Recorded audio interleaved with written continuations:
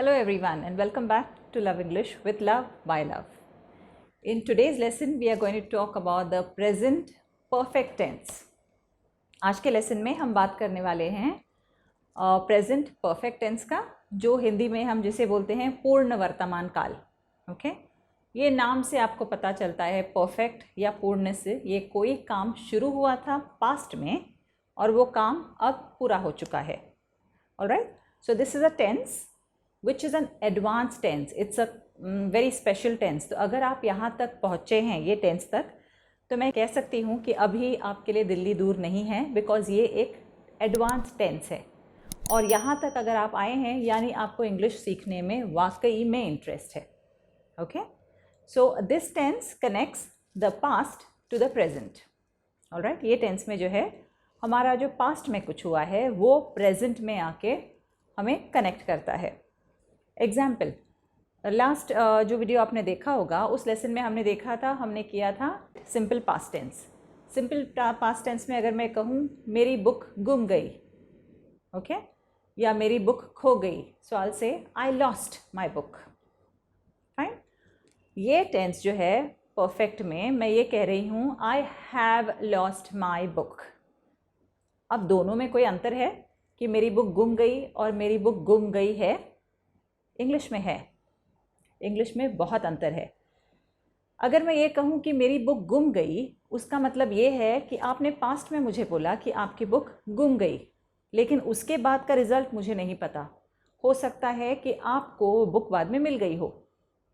लेकिन जब मैं बोलती हूँ I have lost my book, यानी आज जब मैं आपसे ये बात कर रही हूँ, आज के समय भी ये सही है या ट्रू है कि मेरी जो बुक गुम गई थी वो अब तक नहीं मिली. तो जब मैं आपसे बात कर रही हूँ ये इस समय सही है. अगर पिछला वीडियो आपने देखा है तो आपने ये गौर तो ज़रूर किया होगा कि सब्जेक्ट्स जो है हमारे ये 7 हैं. ठीक है, और 7 सब्जेक्ट के बीच में मैंने आपको बोला था कि आपके लिए 2 कैटेगरीज़ होते हैं, I you they we he she it. ये 2 अलग अलग कैटेगरीज़ होते हैं और अलग अलग कैटेगरीज़ के हिसाब से इसमें अलग अलग वर्ड्स लगते हैं. फॉर एग्ज़ाम्पल, जब हम प्रेजेंट परफेक्ट टेंस की बात कर रहे हैं तो इसमें जो फर्स्ट कैटेगरी हमारा सब्जेक्ट का है वो है आई यू दे और वी.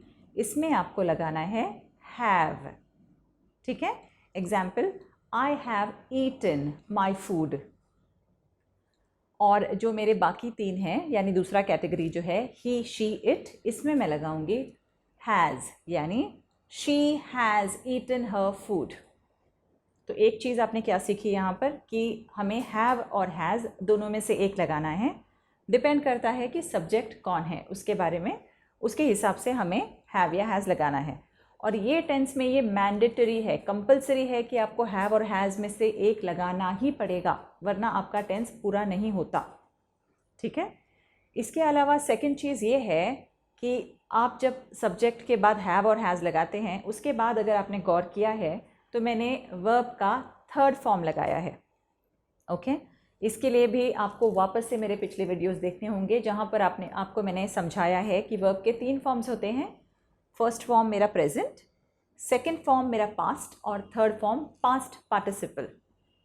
तो ये जो परफेक्ट वाले टेंसेज हैं मेरे, ये सीरीज़ के सभी परफेक्ट टेंसेज में मुझे 3rd फॉर्म ही लगाना पड़ेगा, यानी पार्टिसिपल फॉर्म ही लगाना पड़ेगा वर्ब का, तभी जाके हमारा प्रेजेंट परफेक्ट टेंस बनेगा. ठीक है.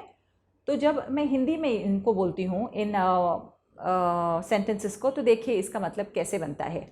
मैंने खाना खा लिया है, ठीक है, या मैं खाना खा चुकी हूँ.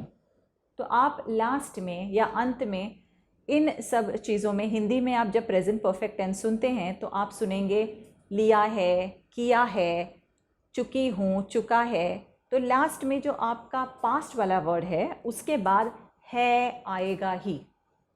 तो तब आपको पता चलेगा कि ये मेरा प्रेजेंट परफेक्ट टेंस है जब आपके सेंटेंस में पास्ट वाले वर्ड के साथ है लगता हो.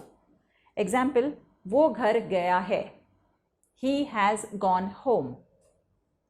ठीक है.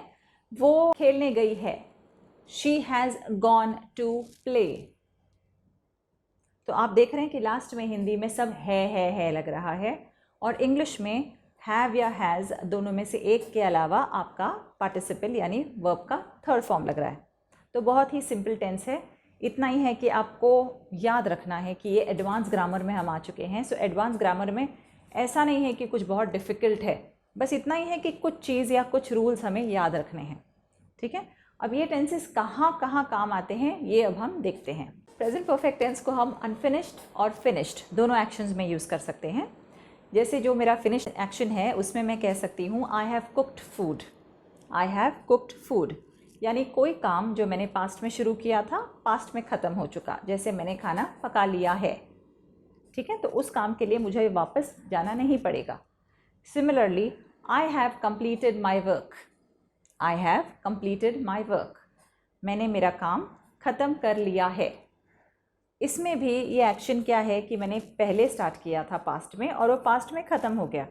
अभी जब मैं आपसे बात कर रही हूँ तो ये सच्ची बात है या ये सच्चाई है that whatever action I had started in the past is already over, and while I'm speaking to you now, it is true. Okay?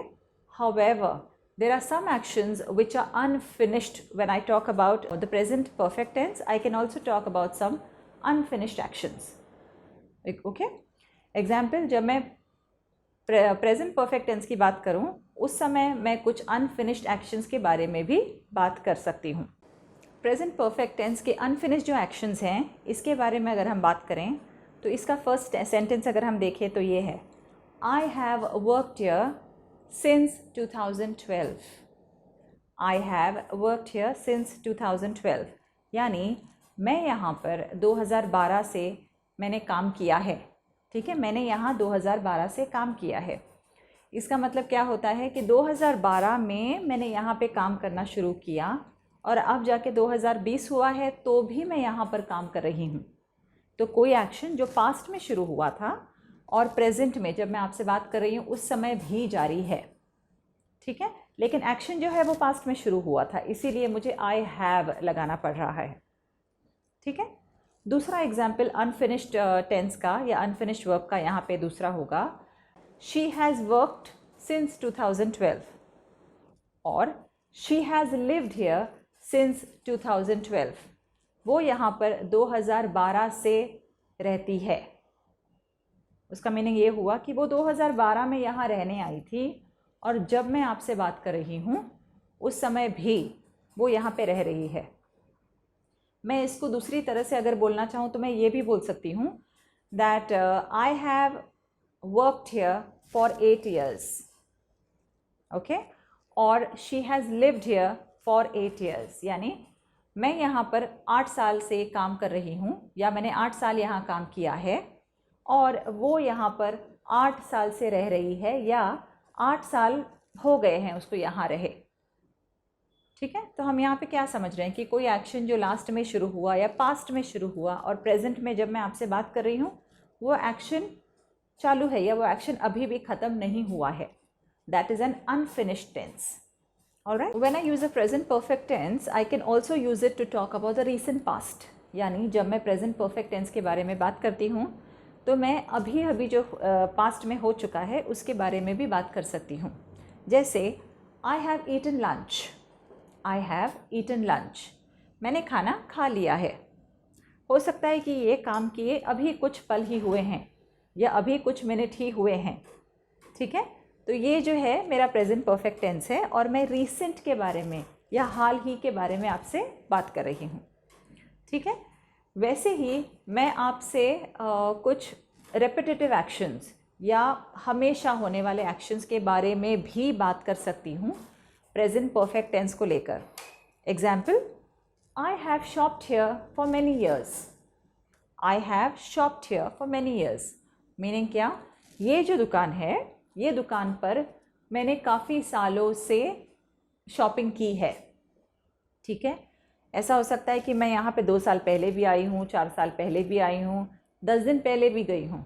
तो ये मेरा शॉप जो है, मैं इस शॉप की रेगुलर क्लाइंट हूँ या रेगुलर कस्टमर हूँ। तो इसके लिए मैं बोल रही हूँ कि I have शॉप्ड here for many years.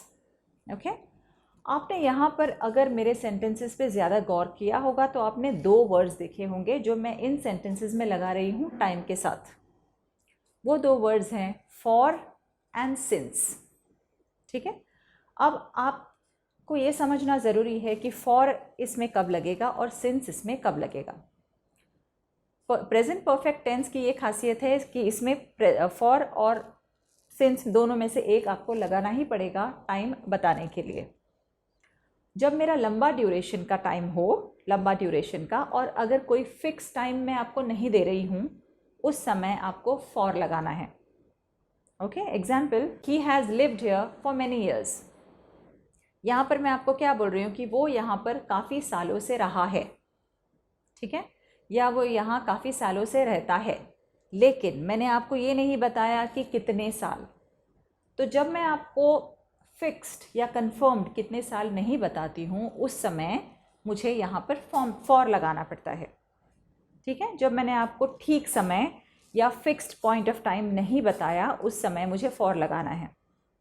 उसी के ऑपोजिट, जब मैं आपको फिक्स टाइम दे दूँ या मैं आपको बता दूं कि बस यही साल या यही महीना, उस टाइम मैं सिंस लगाऊंगी। Example, he has lived here since 2018। He has lived here since 2018। तो यहाँ पर मैंने आपको एक पॉइंट ऑफ टाइम दिया है और वो पॉइंट ऑफ टाइम है 2018। पहले वाले एग्जाम्पल में मैंने आपको बोला था कि काफ़ी सालों से, लेकिन मैंने आपको फिक्स्ड कोई टाइम या महीना या साल नहीं दिया। तो ये चीज़ आपको याद रखना है, जब आपके पास फिक्स्ड कोई टाइम हो उस समय आप बोलेंगे सिंस, और जब आपके पास फिक्स्ड ना हो टाइम, अप्रॉक्सीमेट टाइम हो, जैसे कुछ घंटे, कुछ साल, कुछ महीने, तो उस समय आप लगाएंगे फॉर। ये चीज़ ज़रूर याद रखें, क्योंकि ये चीज़ मेरे हर बार ये टेंस में काम आने वाला है। ठीक है, तो इसको प्लीज़ आप मेमोराइज़ कर लीजिएगा। ऑलराइट, तो ठीक है, अब देखते हैं कि प्रेजेंट परफेक्ट टेंस में अगर मुझे सेंटेंसेस बनाने हैं तो मुझे क्या करना होगा। इसका फॉर्मूला, फर्स्ट फॉर्मूला है हमारे अफर्मेटिव सेंटेंसेस, राइट। तो फॉर्मूला फॉर अफर्मेटिव सेंटेंसेस ये है कि पहले आएगा आपका सब्जेक्ट, सब्जेक्ट के बाद हैव या हैज़। अब ये किस पे डिपेंडेंट होगा, ये सब्जेक्ट पे डिपेंडेंट होगा। तो सब्जेक्ट अगर आई, यू, दे, वी है तो आपको हैव लगाना है, ही, शी, इट है तो हैज़ लगाना है। तो इन दोनों में से आपने चुन लिया अब क्या लगाना है। तो आपने पहले सब्जेक्ट लगाया, हैव या हैज़ लगाया, उसके बाद वर्ब का थर्ड फॉर्म लगाया, विच इज़ वेरी इंपॉर्टेंट। और अगर आपको टाइम कुछ बताना हो तो आपको फॉर या सिंस लगाना पड़ेगा, और फिर आपका object. Okay, example, she has studied in that school since 2000। तो इसमें हमने क्या देखा, हमने देखा कि सब्जेक्ट है, सब्जेक्ट के बाद हैज़ लगा है क्योंकि सब्जेक्ट हमारी शी है, उसके बाद वर्ब का थर्ड फॉर्म लगाया हमने, उसके बाद हमने लगाया टाइम, जैसे फॉर या सिंस में से एक लगाना था तो हमने वो लगाया, और फिर हमने ऑब्जेक्ट लगाया। ठीक है, ये हुआ हमारा एफर्मेटिव सेंटेंस। अगर यही चीज़ मुझे नेगेटिव में करना है तो मैं कैसे करूँगी। नेगेटिव में सिंपल है, बस यही करना है कि यहाँ पे नॉट लगाना है हैज़ और हैव के बाद। ठीक है, for example, I have not been there since 2015, meaning मैं वहाँ पर 2015 से नहीं गई, या मैं वहाँ पर 2015 से नहीं गई हूँ। ओके, परफेक्ट टेंस है तो हमें हूँ या है लास्ट में लगाना पड़ेगा। ठीक है, तो मैंने क्या किया, मैंने सिर्फ सब्जेक्ट लिया, सब्जेक्ट के बाद हैज़ या हैव लगाया, उसके बाद नहीं बोलने के लिए नॉट लगाया, उसके बाद टाइम मेरा फिक्स था इसके लिए मैंने सिंस बोला, और फिर मैंने आपको ऑब्जेक्ट बता दिया। ठीक है, अब अगर मुझे इसको इंटरोगेटिव या क्वेश्चन बनाना है तो मुझे क्या करना है। आपने मेरे वीडियोस में पहले देखा होगा, ये रूल मैंने समझाया है ऑलरेडी, कि जब आप क्वेश्चन बनाते हैं तो सिर्फ आपको सब्जेक्ट और उसके बाद का जो हेल्पिंग वर्ब है, ये दोनों का प्लेस चेंज करना होता है। ठीक है, तो यहाँ पे जो हमारा हेल्पिंग वर्ब है वो कौन है, हैज़ और हैव है, correct. So all that I need to do is I need to interchange the place of both of these and my question is ready.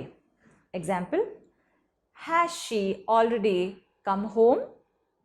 Has she already come home? क्या वो घर आ चुकी है, क्या वो घर आ चुकी है। Has he never been to America? Has he never been to America? क्या वो अमेरिका कभी गया नहीं। इसका मीनिंग क्या हो रहा है कि नेवर हम कब लगाते हैं, जब मेरी ज़िंदगी में शुरुआत से अब तक कोई चीज़ नहीं हुई है। मेरी ज़िंदगी में शुरुआत से अब तक कोई चीज़ नहीं हुई होती है, उस समय मैं ये वर्ड लगाती हूँ नेवर।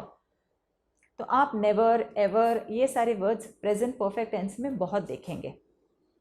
ठीक है, तो ये बहुत ही सिंपल टेंस है अगर हम इसको अच्छी तरह से याद कर लें। और यहाँ पर मैं आपको बहुत सारी एग्जांपल्स भी दूंगी ताकि आप समझ सके कि सिंपल टेंस और मेरा प्रेजेंट परफेक्ट में फ़र्क क्या है। ठीक है, तो एग्जाम्पल बहुत सारे आपको सेंटेंसेस दे दूंगी। आपको क्या करना है, आपको यही करना है कि जो पिछले वीडियोस हैं उन सबको देखना है और वहाँ से देखना है कि इसकी रचना उन सेंटेंसेस की या उन वर्ब्स की, उन टेंसेस की कैसी बनी थी और यहाँ पे क्या फ़र्क है। तो अब आपको ड्रिल तो पता है। ड्रिल में आपको क्या करना है, आपको ये वीडियो देखना है, बहुत सारे आपको सेंटेंसेस बनाएं। आप एक काम कीजिए, अराउंड 5 to 10 सेंटेंसेस बनाएं, कमेंट बॉक्स में डालिए। मैं देखती हूँ कि आपने ठीक से किया है या उसमें कुछ चेंजेस हैं। मैं इस बार ये भी सोच रही हूँ कि कमेंट बॉक्स में या डिस्क्रिप्शन बॉक्स में एक होमवर्क डाल दूँ आपके लिए। तो देखते हैं कि कितने लोग वो होमवर्क ठीक से करते हैं और कितने लोग सही से वो सब जवाब देते हैं।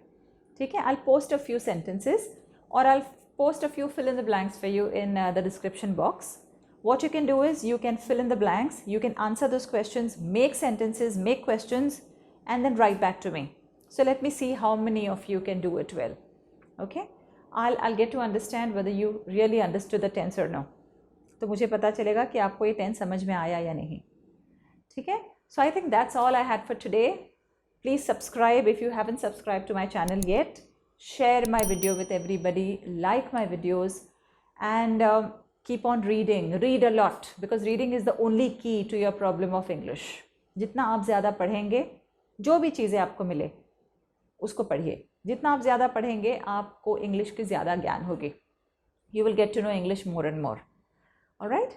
Okay, so thank you for watching my video and I will see you very soon. Have a great day. Bye.